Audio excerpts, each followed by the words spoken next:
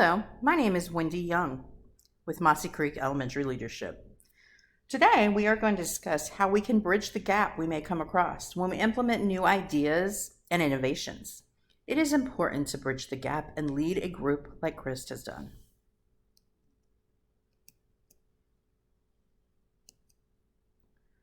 Everett Rogers explained that the adopter of innovation was a center of decision making, and that we must all get on board for the implementation to be successful. There are 5 kinds of adopters of people who are involved in this process. These adopters are all extremely important, but can be very different. The first adopter is the innovator. These people hold leadership roles during the implementation. But they are also considered gatekeepers because they bring new information in from the outside of the group. So they research things. They want to try new ideas, and they understand that not all ideas will be successful. At times, peers may not like them because they consider them risk takers. The second group is the early adopter. These people hold leadership roles also. They give advice and information to other groups, but they help provide confidence for others who may not be first to jump into the innovation. We use these type of people as our role models. The third group is the early majority. A person who is in this group has great relationship with others. These relationships will help build confidence and assurance, and they are willing to adopt the innovation, but may not be the first to do so. They will think through all of their decisions. These type of people are our thinkers of the group. The fourth group is the late majority. This group is usually 1/3 of the total group, and we need them to join the innovation for it to become successful. The last majority, or the late majority, is skeptical, and they need to see proof of its success. They need the early adopters and the majority to help convince them that they're doing the right thing. They usually adopt the innovation because of economic necessity or peer pressure. The last group are the laggards. They hold traditional views and are the last to adopt these innovations. They must see some success and firsthand experience to be convinced it's the right thing. These people are not leaders, and they tend to be friends with other people like themselves. Now that we understand the 5 types of people who are involved, let's discuss how we should use each type during our innovation. The early adopters are the innovators, the early adopter, and the early majority.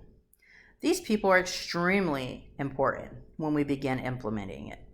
Our innovator and early adopter are some of the first people who will adopt the innovation.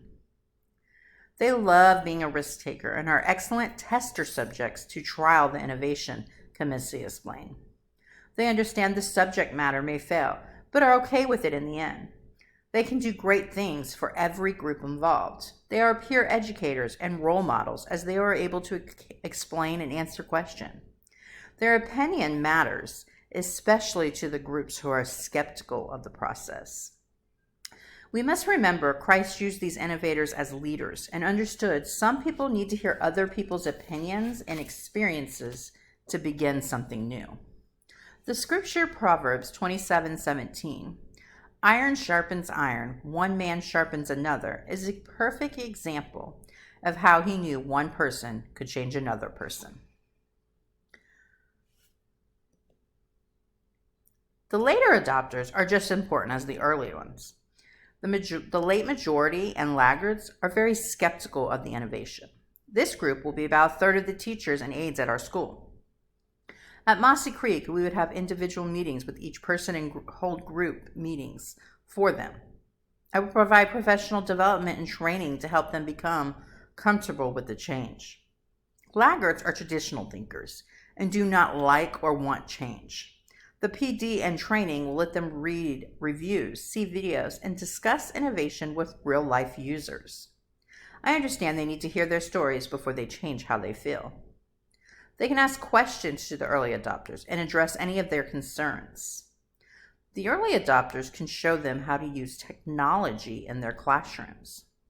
And students will still receive some of the same traditions as they do in their classrooms without the technology being present. The late adopters will need to be happy with the change as they are a huge portion of our teachers. We must remember that God used the late adopters to help solidify his innovations. He understood every person was important and their ideas and opinions were just as important. God did not make them feel excluded, but wanted to show them how change could be a good thing. Supporting and showing them how technology can change their classroom is important. In Matthew 14:31, immediately Jesus stretched out his hand and took a hold of him and said to him, "You have little faith, why did you doubt?" We're going to help these doubters become strong supporters of our technology innovations. We are a group of many different personalities and opinions, but just as God did, I am hoping we can lead the way he did. Crispin explained, Christ's leadership style was characterized by compassion, love, and servanthood. This is extremely important for our leaders, as we must respect everyone we work with and who are involved with implementing technology into the classroom. We must remember that every employee or student must feel understood, important, and that their opinion matters. A group of people who feel like they are not valued will have issues with any kind of implementation. Christ understood each person had a purpose, and that we need everybody to be on the same page. Christ used teamwork, and Ecclesiastes 4:9-12 states, "Two are better than one, because together they can work more effectively. If one of them falls down, the others can help them." This is extremely important, as we need to know that no matter which person you are, we are there to support each other and help build our environment.